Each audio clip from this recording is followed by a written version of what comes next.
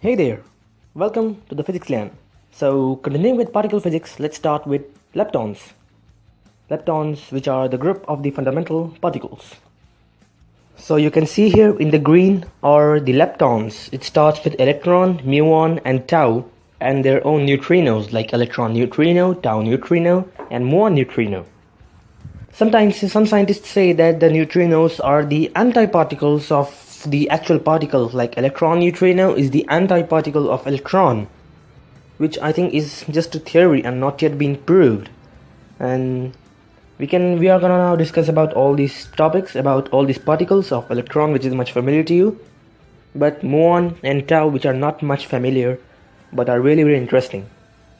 So you can see here in the green now electrons, the subatomic particles having the charge of 16 into 10 power minus 20 coulombs and the mass of 91 into 10 power minus of 32 grams.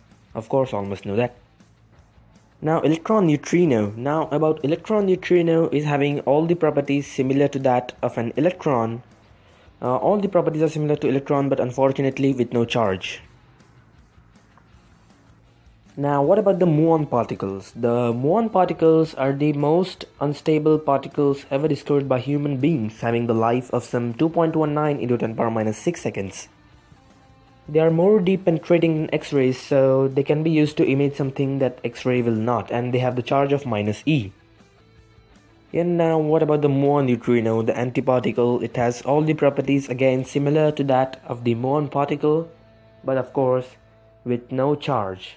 Or some scientists say it's an antiparticle, but it has just no charge. Now the tau particles are the only leptons present which gets converted into hadrons from the famous Large Hadron Collider. The two tauons get converted into a positron or electron, and they have a negative charge of minus E. And tau neutrino, of course, having no charge.